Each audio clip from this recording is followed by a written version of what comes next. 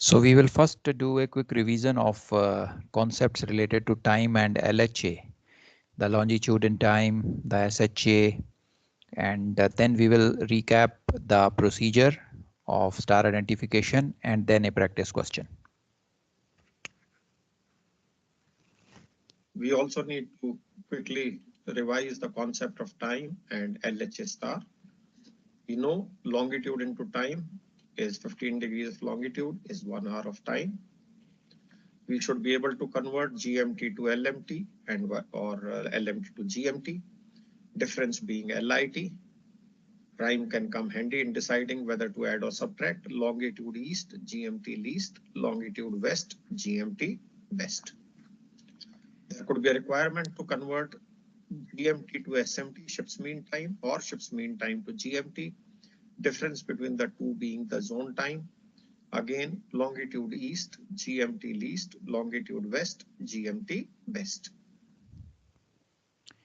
Now, beta, this concept of longitude in time is basically using a factor of 15. Now we know in 24 hours of time, the Earth completes one complete round of 360 degrees. So 360 degrees of longitudes are covered in 24 hours. So if you divide 360 by 24, you get this factor of 15. So using this factor of 15, you can convert any longitude into time or vice versa. If any time is given, it can be converted into longitude. If any longitude is given, it can be converted into time. So to convert the longitude to time, you divide it by 15, and to convert time to longitude, you multiply it by 15. The factor of 15 is basically obtained from 360 divided by 24. So every hour the Earth rotates by an d long or difference of longitude of 15 degrees. Where do we use this LIT? It is used to convert the GMT to LMT and LMT to GMT. LIT is basically the difference between the Greenwich Mean Time and the local mean time of a place. So it has to be applied. By applied, I mean it can be added or subtracted. That is why you see a plus and minus sign here. How to find out whether it is to be added or subtracted? Remember the famous idiom, longitude east, GMT least, longitude west, GMT best, and it will immediately tell you whether it has to be added or subtracted. Okay, now proceeding ahead. And lastly, LHA star, which is equal to GHA star plus minus longitude, and GHA star is equal to GHA Aries plus SHA star. So LHA star becomes GHA Aries plus SHA star plus minus longitude, longitude east, GHA least, longitude west, GHA best. Now, of course, we need to know which star or planet have we observed to be able to use the observation for fixing our position. Now, normally the stars can be identified in clear sky by the other stars and the constellations in the background. So visually, you can identify the stars if the background stars and constellations are visible to you. However, there can be situations in which bright stars may be visible, but not the background stars or the constellations. So in such cases, visual identification gets ruled out. So to identify stars in such cases, we use the method that we'll be discussing hereafter. And once the star is identified, it can be put to use for navigational purposes. Let us now list down steps that shall facilitate star identification through calculations. Now, first thing is based on the time, whatever is available to us, which could be LMT, SMT, or chronometer time, we need to convert that and obtain the GMT. Next is we need ship's position. As far as exams are concerned, this shall be part of the question. On board the ship, you can work out the EP or DR as applicable. Then we need to have the azimuth of the star, which shall be part of the question in exams. On board the ship, you can take the bearing of the star, and that shall be the azimuth. We need to have the altitude of the star.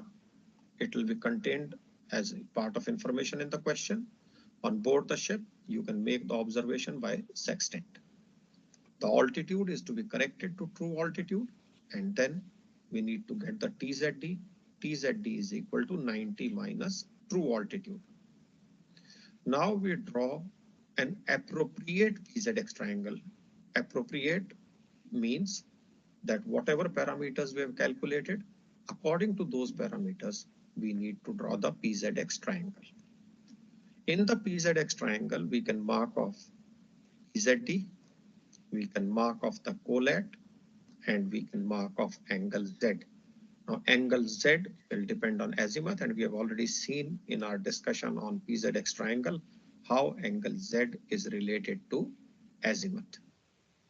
Using the GMT that we obtained, we calculate the LHA Aries, which will be equal to GHA Aries plus minus observer's longitude. Now we apply the cosine formula to calculate side PX of the PZX triangle, and that shall give us the polar distance of the body.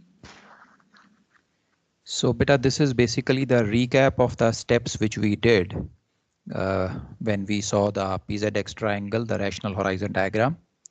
So we found out the side PX first, which gave us the declination of the star. Then we found angle P, which gave us the LHA of the star, and we were able to obtain the SHA. So a recap of the steps. Now, if PX is less than 90 degrees, then 90 minus PX named same as the latitude of the observer shall be the declination of the star. If PX is greater than 90, then PX minus 90 degrees named opposite to the latitude of the observer shall be the declination of the star. Using the PX calculated, we again apply the cosine formula and this time obtain angle P. Angle P shall give us LHA star. We now know that LHA star is equal to LHA Aries plus SHA star. LHA Aries has also been calculated. We have obtained LHA star and the difference shall give us SHA star. Having obtained SHA star and declination star, the star can be identified by going to the pages in the nautical almanac containing the star information. We now apply the steps that we just learned in solving a question taken from past MMD exams for Chief Mate Phase 1. On 15th June 1992, PM twilight on ship in position DR, latitude 36 degrees 10 minutes north, 47 degrees west. Sextant altitude of unknown star bearing 227.75 degrees true was 61 degrees 2 minutes. Index error 0.5 minutes on the arc. Height of eye 6.5 meters. At GMT 22 hours 43 minutes 45 seconds. Identify the star. So based on information of observer's latitude, that means in the northern hemisphere, so we'll have the North Pole in the PZX triangle and the azimuth of the body being more than 180, so body shall be to the west of observer. We make a PZX triangle. Now in the PZX triangle, we do not know whether PX is eventually going to be less than 90 or more than 90. Now we mark off whatever parts we can. PZ is equal to collat 90 minus DR lat. Angle P in this case, as and when calculated, would be directly LHA. Then we have the azimuth here. Azimuth would be clockwise from true north. So azimuth is 227.75 degrees out here. We can see angle Z will be then 360 minus azimuth. We get angle Z as 132.25 degrees. Now we correct the altitude and get the ZX side of the triangle. So the true altitude can be corrected using the sextant altitude. We apply the index error on the R, subtract that. We get the observed altitude obtained from the altitude correction tables. Apparent altitude we get. We apply the total correction for the stars, and that gives us the true altitude. When we subtract this true altitude from 90, it gives us the TZD. Now this TZD calculated here is transferred as side to side ZX of the triangle. So ZX is 29 degrees 03.5 minutes. Now we calculate and work out LHA Aries. Now fortunately we are given GMT, so no time correction is required. So we have the GMT known to us, 15th June, 22 hours, 43 minutes, 45 seconds. We pick up DHA Aries for 15th day, 22 hours from almanac. Increment from increment tables for 43 minutes, 45 seconds. And this is the GHA Aries.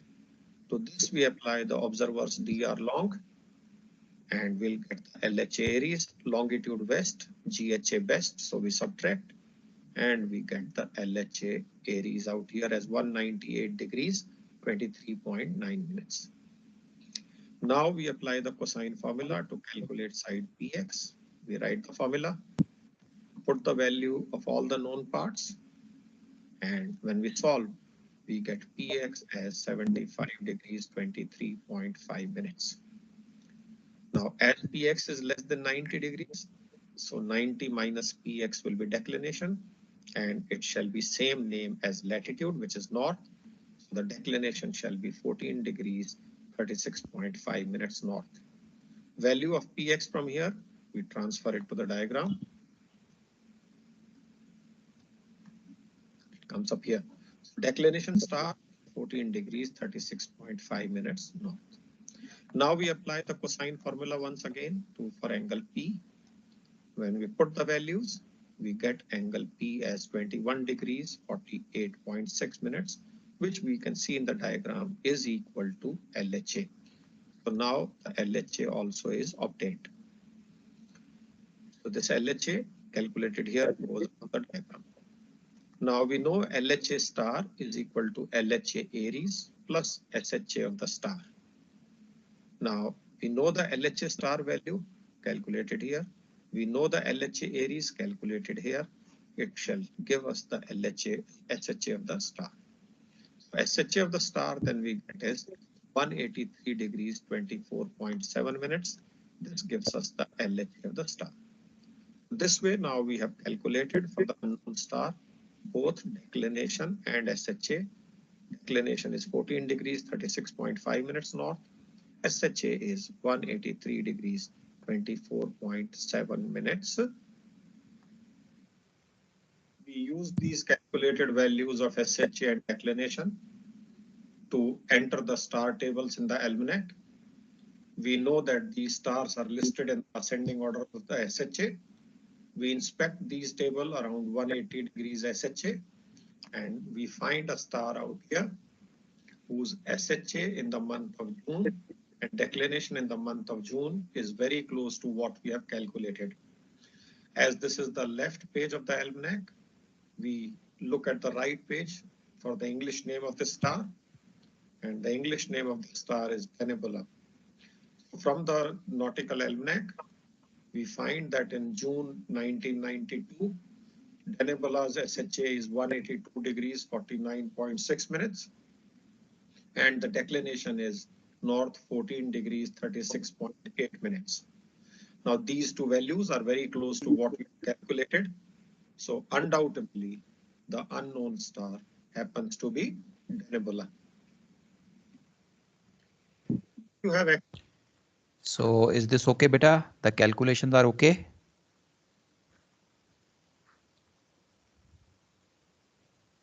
Yes, sir. Okay, all right. Any So doubt this anywhere? pH will always be less than 90 degrees. No, beta. PX can be greater than 90 degrees. PX greater than 90 simply means that whatever star we are trying to find is more than 90 degree away from the North Pole. So if it is more than 90 degree away, बेटा diagram तो ऐसे ही बनेगी because the observer is in the northern hemisphere. The pole is always decided as per the latitude of the observer. But when you get a star which is more than 90 degrees away from the North Pole, then you know it has to be in the southern hemisphere. The star has to have a southerly declination. So if you get this value more than 90, let us say you get a value of 100. So in that case, whatever value you get minus 90. So 100 minus 90, that is 10 degrees. That will be the declination of the star, and the name will be opposite to the pole. Okay, sir. Understood. Okay, beta, got it? Yes, sir. Got it. Okay. So we have identified the star. We have seen the star table. Up to here is done. Let's proceed ahead. In 6 minutes. And the declination is north 14 degrees 36.8 minutes. Now these two values are very close to what we have calculated. So undoubtedly the unknown star happens to be Nebula. If you have access to star finder and identifier on board, you need not involve yourself with such extensive calculations for star identification. What you're seeing on the screen is picture of British Admiralty Star Finder and Identifier NP323. The star finder consists of a star chart for northern and southern hemisphere, 8 transparent templates, each template for a different latitude. The star chart shows 57 stars that were tabulated and numbered in the nautical almanac. From the template, you can read off the approximate altitude and azimuth of any selected star, and thereafter use the information for site taking. Or you can identify a star for which you may be having the altitude and azimuth. The instructions provided with the identifier are explicit, detailed, and the chart is very, very user friendly. What you're seeing in this diagram, what is in the background, the white one with these black graduations and these stars printed on it, is what is the star chart. The transparency is the one which with these red or brownish markings on it. That is the transparency that they're talking about. So the transparency has to be used together with the chart. Now, these days, besides the star finder and identifier that we are seeing on the screen, we also have the software programs wherein the data can be fed in and stars can be identified. Okay, so this is basically for practical star identification on board, or if the question is asked to you in orals, you can see the base template, that is the white color base, and you can see the transparency for your DR latitude. So using this transparency, you can find out which all stars will be within your view or above your horizon. So you can read off their approximate azimuth direction as well as the approximate altitude, and this will help you to identify the star. The template is matched with the transparency using LHA Aries. You can see this LHA Aries value mentioned here. So this line indicates, or the arrow, this one indicates that this has to be matched with LH Aries. Once you match it, it immediately gives you a picture of the sky as visible to you. So this was about the star identifier, star finder.